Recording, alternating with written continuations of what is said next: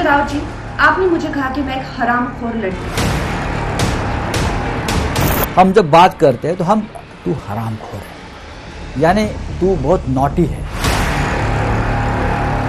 उद्धव ठाकरे, तुझे क्या लगता है कि तूने फिल्म माफिया के साथ मिलके मेरा घर तोड़ के मुझसे बहुत बड़ा बदला लिया है? आज मेरा घर टूटा है, कल तेरा घमंड टूटेगा। ये वक्त का पहिया है, याद रखना। रोज शिवसेना के नेताओं के किसके किसके घर अवैध है, किसके ऑफिस अवैध है, चीजें बाहर आ रही है। आप दाऊद का घर तोड़ने नहीं जाते, उसका घर तोड़ने जाते।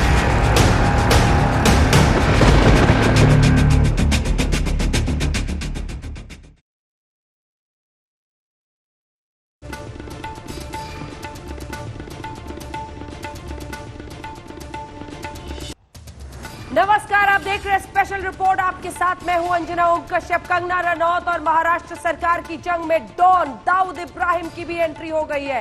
नेता देवेंद्र फडणवीस ने उद्धव सरकार पर हमला बोलते हुए पूछा है कि कंगना का घर तोड़ा तो दाऊद का घर क्यों छोड़ा। उधर कंगना भी फुल फॉर्म में है।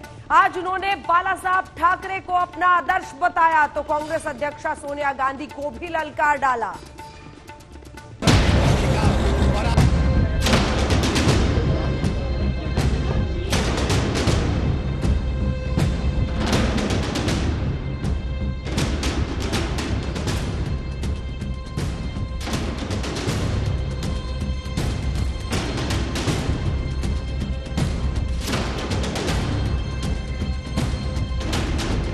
कंगना तो कोई राष्ट्रीय नेता नहीं थी। कंगना तो कोई ऐसा विषय नहीं था कि जो राष्ट्रीय स्तर पर चला जाए। आपने उसको बड़ा किया, आपने उसके घर जाकर तोड़ा। अब रोज शिवसेना के नेताओं के किसके किसके घर अवैध है, किसके ऑफिस अवैध है, चीजें बाहर आ रही है। आप दाऊद का घर तोड़ने नहीं जाते, उसका घर तोड़ने जाते हो। इस विषय को बड़ा किसने किया? बीजेपी का संबंध क्या है? बस इसी का इंतजार था। कंगना रनौत और उद्धव ठाकरे सरकार के बीच जंग में इमोशन था, ड्रामा था, ट्रेजेडी थी, एक्शन था, नशा था, सब कुछ था। इंतजार था तो बस अंडरवर्ल्ड का। सो अंडरवर्ल्ड की एंट्री भी हो गई। रोज शिवसेना के नेताओं के किसके किसके घर अवैध है, किसके ऑफिस अवैध है, चीजें बाहर आ रही है। आप दाऊद का घर तोड़ने नहीं जाते, उसका घर तोड़ने जाते हो। कंगना रनौत और उद्धव ठाकरे की जंग वैसे भी एनडीए को बहुत रास आ रही है। कंगना पर महाराष्ट्र में सियासत की भट्टी गर्म है। हाथ सेकने में भला बीजेपी कैसे पीछे रहती। पूर्व मुख्यमंत्री देवेंद्र फडणवीस ने उद्धव पर निशाना साधते हुए कहा कि जो कंगना का घर तोड़ रहे हैं, उन्होंने अंडरवर्ल्ड डॉन दाऊद इब्राहिम का घर क्यों नहीं तोड़ा। जवाब सरकार में मंत्री छगन भुजबल ने दिया। रोज शिवसेना के नेताओं के किसके किसके घर अवैध है, किसके ऑफिस अवैध है, चीजें बाहर आ रही है। आप दाऊद का घर तोड़ने नहीं जाते, उसका घर तोड़ने जाते हो। कंगना रनौत के वकील ने भी कोर्ट में अभी तक ये तो नहीं कहा कि जो तोड़ा गया है वो कानूनी था, ये भी नहीं कहा। तो जैसे कि उन्होंने मान लिया। सवाल यही है कि जरा रुकते, कार्रवाई जरा रुक कर होती तो ठीक होता। जरा और ज्यादा समय उनको दिया जाता परीक्षण के लिए, कोर्ट में जाने के लिए, जैसे दूसरों के दिया जाता है वैसे दिया जाता तो ठीक रहता। इस सियासत में देवेंद्र शायद भूल ही गए कि 10 महीने पहले तक महाराष्ट्र में उन्हीं की सरकार थी। बहरहाल महाराष्ट्र में सियासत गर्म है तो वहीं अपने सपनों के आशियाने का मलबा देख किसी घायल शेरनी की तरह तड़प रही है कंगना रनौत। बॉलीवुड की क्वीन आक्रोश की आग में जल रही है। ट्विटर के प्लेटफॉर्म से उद्धव ठाकरे की तरफ तीर पर तीर छोड़ रही है। आज सुबह ही कंगना ने उद्धव ठाकरे के पिता बाला साहब को याद करते हुए अपने ट्वीट में लिखा, महान बाला साहेब ठाकरे मेरे सबसे पसंदीदा आइकन में से एक है। उनका सबसे बड़ा डर था किसी दिन शिवसेना गठबंधन करेगी या कांग्रेस बन जाएगी। मैं जानना चाहती हूँ कि आज पार्टी की स्थिति को देखते हुए उनकी भावना क्या है। कल ही कंगना रनौत ने उद्धव को वंशवादी राजनीति का नमूना बताया था, शिवसेना को सोनिया सेना करार दिया था। आज कंगना ने अपने ट्वीट रूपी तोप का रुख कांग्रेस अध्यक्ष सोनिया गांधी की तरफ कर दिया। सोनिया गांधी जी, महाराष्ट्र में आपकी सरकार ने जो मेरे साथ बर्ताव किया एक महिला होने के नाते क्या आप उससे दुखी नहीं हैं? क्या आप डॉक्टर अंबेडकर के बनाए संविधान के सिद्धांतों का पालन करने की अपील अपनी सरकार से नहीं कर सकती हैं? कंगना रनौत यही नहीं रुकी, उन्होंने सोनिया गांधी पर अगला ट्वीट बाण चलाते हुए लिखा, आप पश्चिम में पली बड़ी हैं, भारत में रहती हैं, आप महिलाओं के संघर्ष को जानती हैं। जब आपकी खुद की सरकार महिलाओं का उत्पीड़न कर रही है और कानून और व्यवस्था का मजाक बना रही है, ऐसे में इतिहास आपकी चुप्पी और उदासीनता को तय करेगा। मुझे उम्मीद है कि आप इस मामले में दखल देंगी। एक विवादास्पद बयान से शुरू हुआ बवाल थमने का नाम नहीं ले रहा। कंगना रनौत के तरकश से निकल रहे सियासी बाण महाराष्ट्र की गठबंधन सरकार पर निशाना साध रहे हैं और अब इस सब के बीच सोनिया गांधी को इसमें लाना है का मतलब ये है कि शिवसेना की दुखती रग को छेड़ देना। 9 सितंबर को बीएमसी ने कंगना के दफ्तर पर बुलडोजर और हथौड़े चलाकर उसे तहस नहस कर डाला था। कंगना गुरुवार को मुंबई के पाली हिल स्थित इस दफ्तर के मलबे को देखने गई थी। आज कंगना ने नया दांव खेलते हुए ट्वीट किया कि उनके पास अपने दफ्तर को फिर से बनवाने के लिए पैसे नहीं है। ट्वीट में कंगना ने लिखा,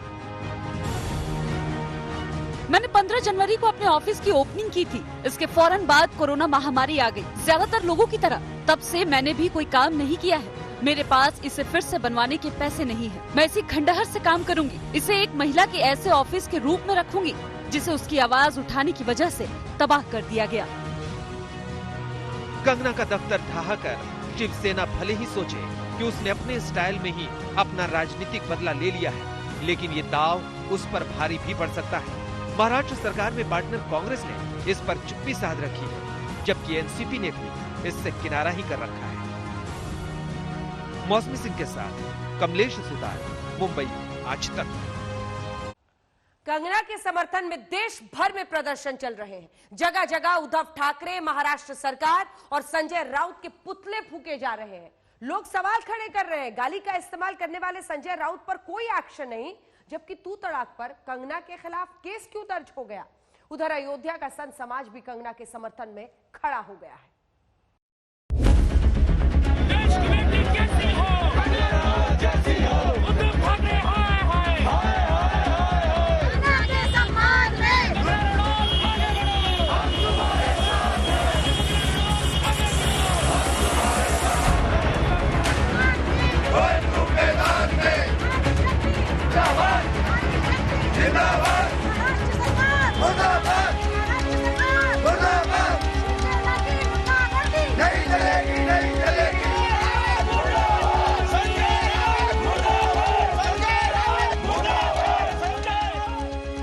कंगना रनौत के दफ्तर पर बीएमसी का बुलडोजर चलने के बाद से पूरे देश में गुस्से की लहर दौड़ पड़ी।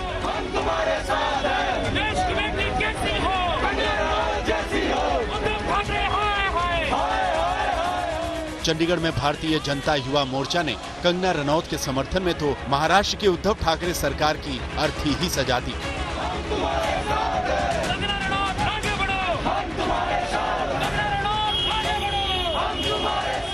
युवा मोर्चा के कार्यकर्ता सड़क घेर कर बैठ गए। पहले महाराष्ट्र सरकार की अर्थी सजाई और फिर बाकायदा अर्थी निकाली गई।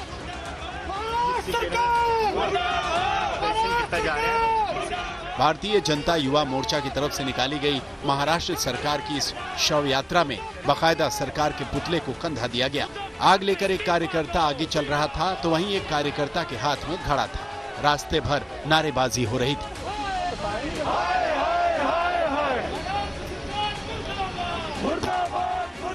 शहर के मुख्य चौराहे पर पहुंचकर यूथ मोर्चा सदस्यों ने महाराष्ट्र सरकार को चिताया। इस बात पर आक्रोश जताया कि संजय राउत ने कंगना को गाली दी तो कुछ नहीं कहा, लेकिन कंगना के तू तड़ाक पर केस क्यों दर्ज किया गया।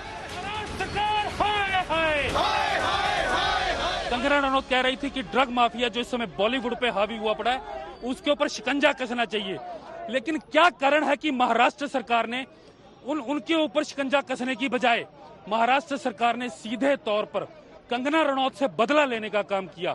24 घंटे का नोटिस देकर महाराष्ट्र सरकार ने कंगना रनौत का घर तोड़ दिया, उसका ऑफिस तोड़ दिया। बताइए किस तरह का शिष्टाचार है, किस तरह का लोकतंत्र है।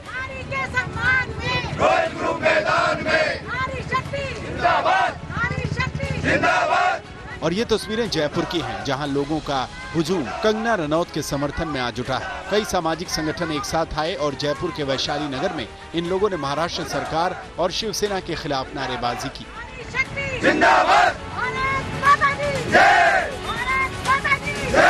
महाराष्ट्र सरकार को, संजय राउत को, वहां की पुलिस को खुला चैलेंज है कि कंगना की तरफ घूरकर आंख उठाओगे, भारतीय नारी का अपमान करोगे तो आंखें निकाल लेंगे।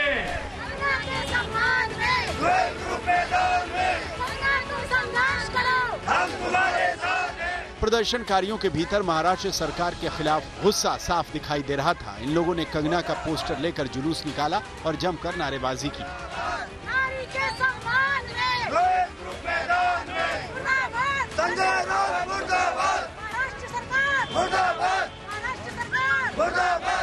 बहुत देर तक इन लोगों ने इसी तरह नारेबाजी की। उसके बाद सामाजिक संगठनों ने संजय राउत के पुतले को आग के हवाले कर दिया।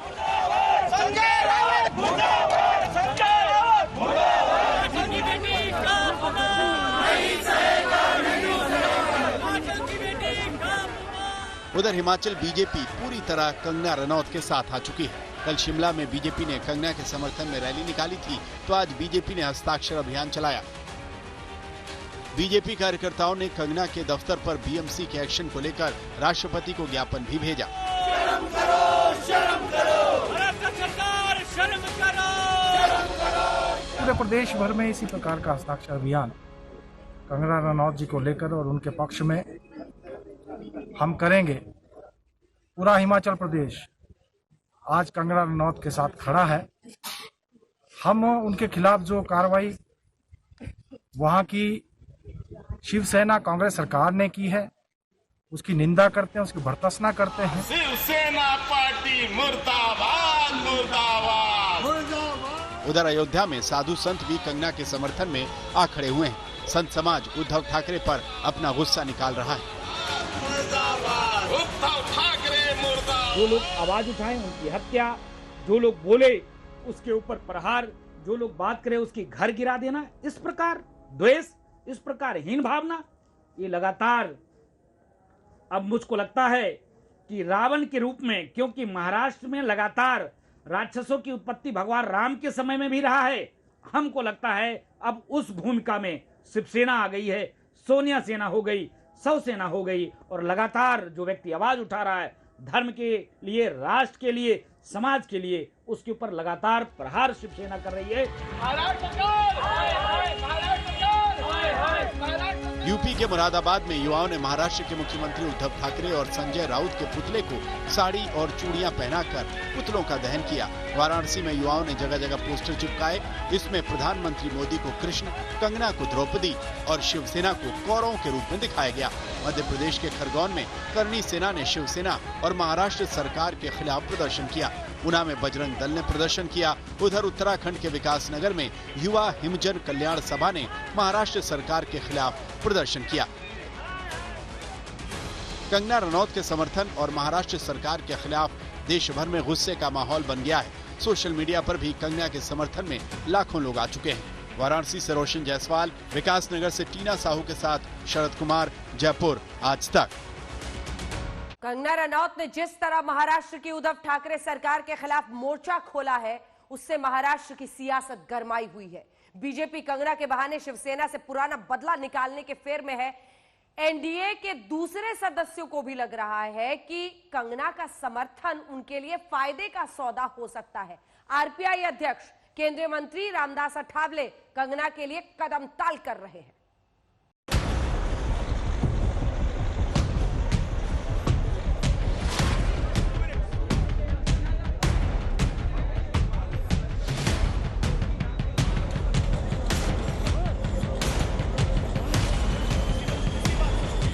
सियासत तो कहीं भी हो सकती है। लाशों पर भी सियासत होते सबने देखा है, तो अब मलबे पर सियासत भी देख लीजिए।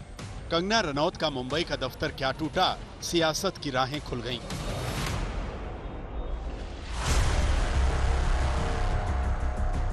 महाराष्ट्र में उद्धव ठाकरे से कंगना का पंगा एनडीए को बहुत रास आ रहा है। केंद्रीय मंत्री रामदास आठवले कल कंगना के दफ्तर और घर गए थे। कंगना से मुलाकात की थी, उन्हें राजनीति में आने का ऑफर तक दिया था। आज देवेंद्र फडणवीस कंगना के साथ आ गए। उन्होंने कंगना के बहाने महाराष्ट्र सरकार पर हमला बोलते हुए कहा कि जितना ध्यान कंगना पर दे रहे हैं उतना ध्यान कोरोना पर देते तो बहुत भला होता। देखिए, महाराष्ट्र सरकार को ऐसा लगता है कि महाराष्ट्र में हमारी लड़ाई कोरोना से नहीं है, हमारी लड़ाई कंगना से है। देश के 40% कोरोना के मृत्यु महाराष्ट्र में है, लेकिन महाराष्ट्र सरकार उससे लड़ना नहीं चाहती, वो लड़ाई करना चाहती है कंगना से। और मैं तो उनको इतने कहना चाहता हूँ, आप अपनी जितनी क्षमता कंगना के पीछे लगा रहे हैं उसमें से 50% भी क्षमता अगर कोरोना के पीछे सीरियसली आप लगाएंगे तो शायद लोगों की जान हम बचा पाएंगे। शिवसेना का सामना कंगना रनौत से है या फिर रिया को बचा नहीं पाए उसका गुस्सा है। मेयर किशोरी पेडनेकर परिवार ने जो अपनी कंपनी की ऑफिस खोली, जो गरीबों के लिए जगह थी, उसके ऊपर कब्जा जमाया, उसको कब उखाड़ के फेंकोगे? आरपीआई के अध्यक्ष और केंद्र सरकार में मंत्री रामदास आठवले तो कुछ ज्यादा ही सक्रिय नजर आ रहे हैं। कल वो कंगना के घर गए थे तो आज कंगना का मामला लेकर राज्यपाल भगत सिंह कोश्यारी के पास चले गए। राजभवन में मुलाकात हुई।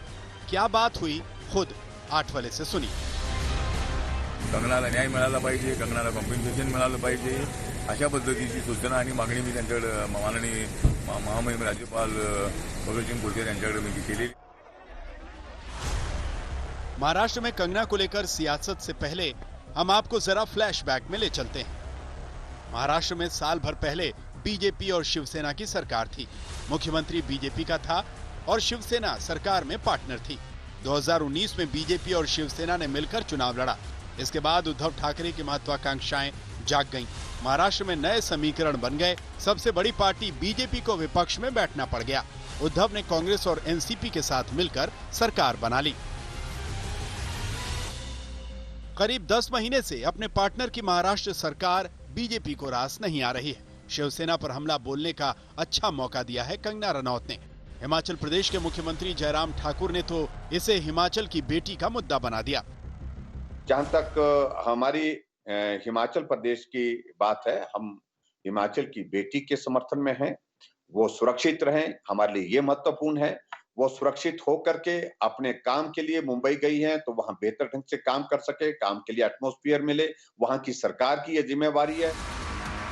कंगना बाला साहेब ठाकरे का नाम लेकर उद्धव ठाकरे पर हमला बोल रही हैं, तो बीजेपी कंगना के प्रति सहानुभूति की लहर पैदा करने में लगी है। जब ठाकरे परिवार जो एक महान परिवार माना जाता है, बाला साहब ठाकरे एक बहुत महान व्यक्तित्व माने गए, उनका पुत्र मुख्यमंत्री है, और अचानक उनके द्वारा ये जो कार्रवाई हुई है ये उनकी गरिमा को गिराया, सरकार की गरिमा को तो गिराया ही, और बीएमसी की गरिमा को भी गिराया। मान लो कंगना का घर सूची में था तो फिर पहले गिरा दिया होता। अभी का समय चुनना मतलब पूरी तरह से पॉलिटिकल कार्रवाई हुई है। कंगना का दांव कुछ ऐसा बैठा है कि महाराष्ट्र सरकार में शामिल पार्टियों को कुछ सूझ नहीं रहा। कांग्रेस नेता कीर्ति आजाद ने अलबत्ता कंगना के उस बयान पर एतराज जताया है जिसमें उन्होंने मुंबई को पीओके कहा था। इतनी शर्म की बात, जिस पाकिस्तान ऑक्युपाइड कश्मीर को हम अपना अभिन्न अंग मानते हैं, जो मेरा देश का अभिन्न अंग है, जिसको लेने की बात चलती है कि ये सरकार लेकर आएगी, कुछ दिखता नहीं है, वैसी जगह का उसको तुलना इतना छोटा दिखाकर बंबई में करना, यह कंगना के लिए उचित नहीं है। आतंकवादी हमला हुआ, हमारे कई पुलिसों ने अपनी जान तक दे दी, शहीद हुए। अब उन पुलिसों के बारे में कोई उनको बाबर कहे या मुंबई को कोई पाकिस्तान कहे तो मुंबई पर प्रेम करने वाला संस्था हो या व्यक्ति हो, वो उसको गुस्सा आना बहुत जरूरी है। हालांकि बीजेपी में भी कंगना को लेकर एक राय नहीं है। बीजेपी के राज्यसभा सांसद सतीश चंद्र दुबे भी कंगना के पीओके वाले बयान पर सहमत नहीं है। ना ऐसा नहीं है, यह संसदीय भाषा अगर बोलेंगे तो उनके साथ हम लोग नहीं है। बीजेपी कंगना के बहाने अपनी सियासत साधने में जुटी है तो शिवसेना भी अपनी जगह अड़ी है। उसे पता है कि माहौल ऐसे ही गर्माता रहा तो देर सबेर मराठा मानुष वाला उसका मुद्दा असर जरूर दिखाएगा। बक्सर से पुष्पेंद्र, दरभंगा से प्रहलाद कुमार के साथ कमलेश सुतार, मुंबई, आज तक। कंगना रनौत, उनके जैसी जुझारू और बेबाक अभिनेत्री की मां आशा रनौत भी अपनी बेटी से इस लड़ाई में उनके साथ खड़ी दिखाई दे रही हैं, अपनी बेटी के हौसले की दाद दे रही हैं, साथ ही उद्धव सरकार को लानतें भी भेज रही हैं।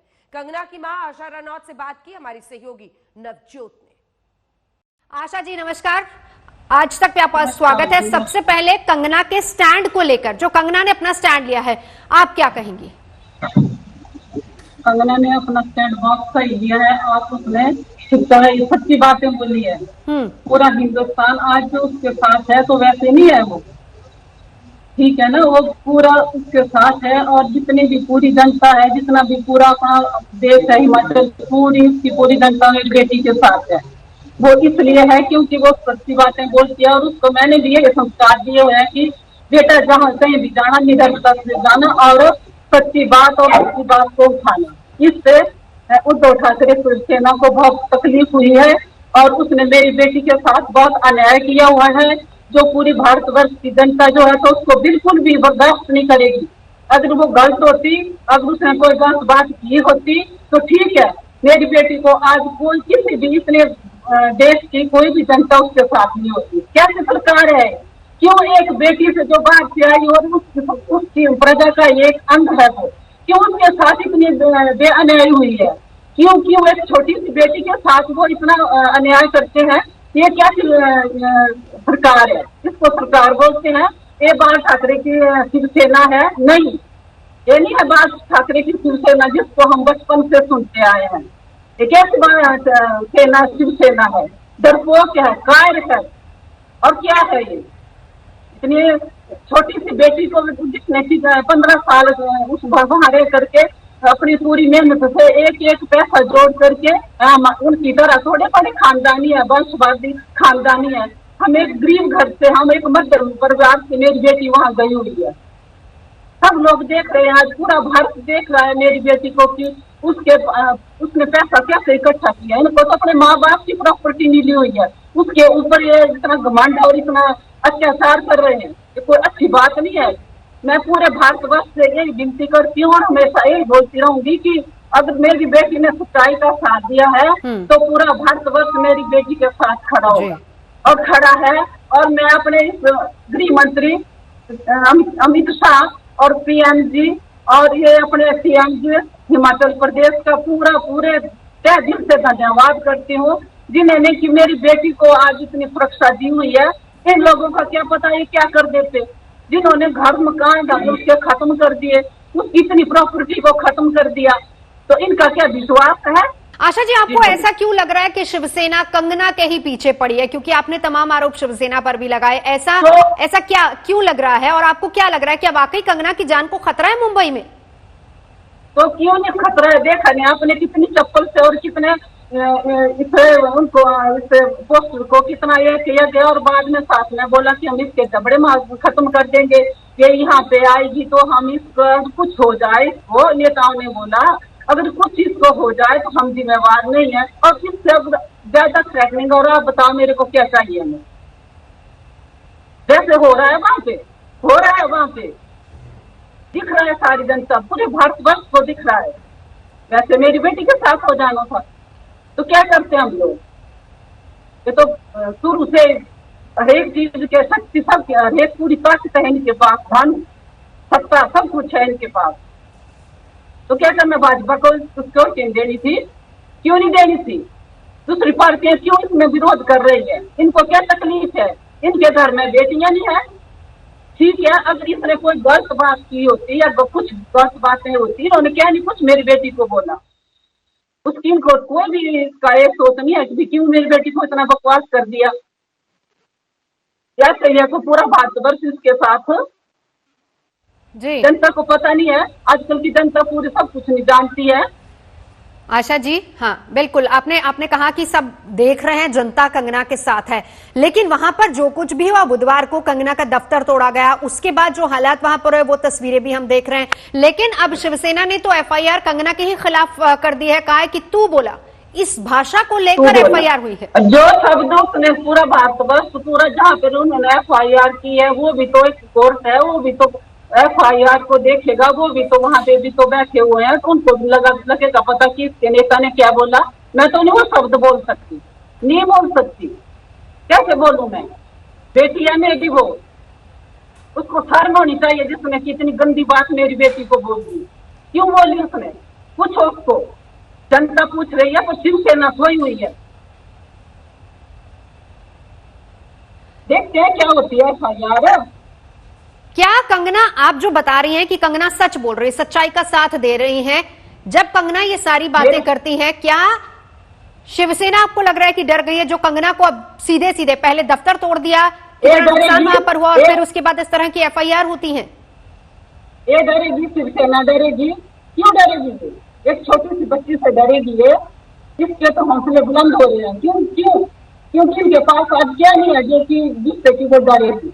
एक वो सच्चाई नहीं है उनके पास, बाकी उनके पास सारे हथकंडे हैं। बताओ आप क्या नहीं है उनके पास। आपकी कंगना से बात हुई जब वो मुंबई पहुंची? आशा जी, बात हुई आपकी? हाँ, मेरे से बेटी की बात होती रहती है, बेटियां ने सब कुछ बताती है, और हम बेटी को अगर मना करते हैं तो अगर वो कोई गलत बात बोली तो हम उसको बोलते कि बेटा ये मत बोल। जबकि वो सारी बातें बोल रही है, वो कभी भी किसी भी वक्त जो है कभी झूठ नहीं बोलती है, ना कोई गलत बात बोलती है, तो फिर हम उसको क्यों रोकें? इसकी अपनी मर्जी है, उसको बोलने की आजादी है। हाँ, अगर कोई गलत बोलती तो आज जनता, पूरी जनता इसके साथ नहीं होगी। इधर शिवसेना अध्ययन सुमन, शेखर सुमन के बेटे के पुराने इंटरव्यू के जरिए कंगना पर शिकंजा कसने की फिराक में है। वजह यह है कि इस इंटरव्यू में अध्ययन ने ड्रग्स को लेकर बातचीत की थी। अब अध्ययन सुमन उस इंटरव्यू से किनारा करना चाह रहे हैं। इंडिया टुडे से एक्सक्लूसिव बातचीत में अध्ययन ने क्या कहा, सुनिए। That you were perhaps the first actor who's come out in the open and said that, you know, hard drugs have been used in Bollywood and still continue in film industry as in other cities and other industries as well. And absolutely. So when I was talking about, so when the article came out in 2016, I was talking about 2010, way back 10 years before, right? And the consumption of drugs have been going on for years, for eternity now. You know, one thing that you have to understand by just you know, saying that the 99% people in the film industry do drugs, I think it's a very wrong thing to say. Even back then, when I had been a part of those few high-profile parties in 2009 and 10, where I saw, of course, I saw a few big actors doing drugs, and of course, I saw a few big business people doing drugs and actresses doing drugs, but not all of them were doing it, and they were consuming it, and it was my individual choice to, you know, take a call to not be a part of that that group, or to be a part of those parties further on in my life. And it's a very individual thing that you have to do. अब कंगना रनौत के बाद बात रिया चक्रवर्ती की, जिनकी jail यात्रा जारी है। जी हां, रिया चक्रवर्ती को आज भी बेल नहीं मिली। उसे सोमवार तक न्यायिक हिरासत में ही रहना पड़ेगा। खुद रिया के वकील ने कहा है कि अब तो हाई कोर्ट में सोमवार को बेल की अपील करेंगे। रिया के भाई और उसके 4 ड्रग पेडलर्स जो दोस्त थे, उनकी भी जेल की सजा बरकरार है। सभी 6 आरोपियों की अपील खारिज हो गई।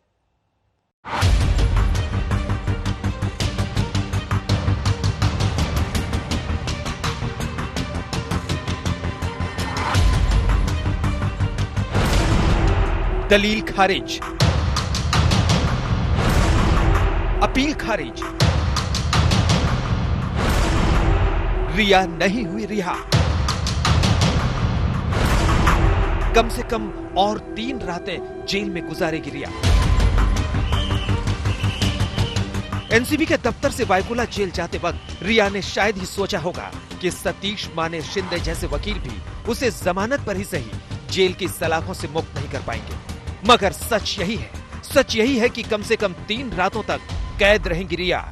रिया रिहा नहीं होगी। पहले किला कोर्ट, अब सेशन कोर्ट ने भी उनकी जमानत याचिका खारिज कर दी।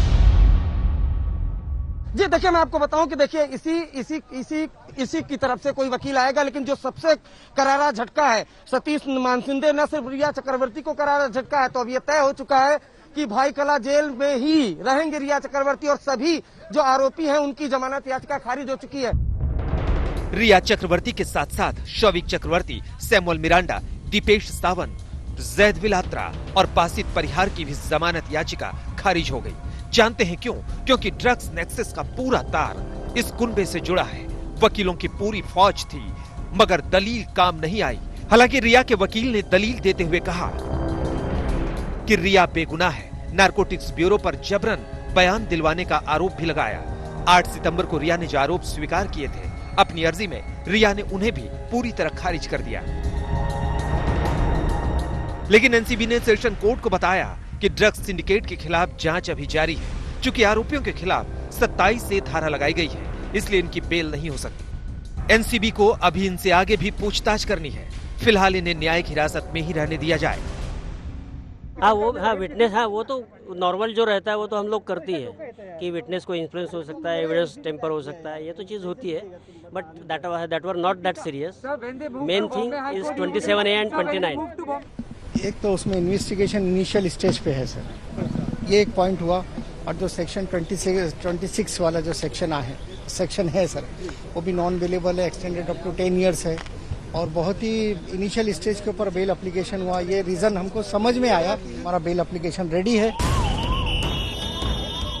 रिया के वकील फैसले की कॉपी पढ़ने के बाद अब सोमवार को ही हाई कोर्ट का रुख करेंगे। लेकिन आपको बताते चले कि आगे भी रिया की रिहाई की लड़ाई बेहद संगीन होने वाली है। रिया के खिलाफ पहले से चल रही जांच में एनसीबी को क्योंकि एक और चौंकाने वाली बात पता चली है, वो ये कि सिर्फ रिया और शौविक ने ही सुशांत के लिए ड्रग्स का इंतजाम नहीं किया, बल्कि लॉकडाउन के दौरान सुशांत के घर से भी रिया के घर नशे की खेप भिजवाई गई। सुशांत के घर से कुरियर के जरिए अप्रैल महीने में करीब आधा किलो बर्ड्स भेजी गई। बर्ड्स का ये पैकेट सुशांत के घर से उनके हाउस हेल्पर दीपेश सावंत ने दिया और रिया के घर में इस पैकेट को शौविक ने रिसीव किया। नशे की खेप किसी की पकड़ में ना आए, इसलिए कुछ दूसरी चीजें भी इस पैकेट में डाल दी गई थी। एनसीबी अब उस कुरियर बॉय का पता लगा चुकी है जिसने ये पैकेट डिलीवर किया था। एनसीबी सूत्रों की माने तो लड़के ने दीपेश सावंत और शौविक दोनों को पहचान भी लिया है। जाहिर है ये नई जानकारी भी रिया, शौविक और उनकी ड्रग्स कंपनी की मुसीबत और बढ़ा सकती है। रिया और शौविक का मामला कितना संगीन है, इसका अंदाजा इसी बात से लगाया जा सकता है कि दोनों के गिरफ्तार होने से लेकर अब तक उनकी जमानत की अर्जी 2 बार खारिज हो चुकी है। अरविंद ओझा के साथ आशुतोष मिश्रा, मुंबई आज तक।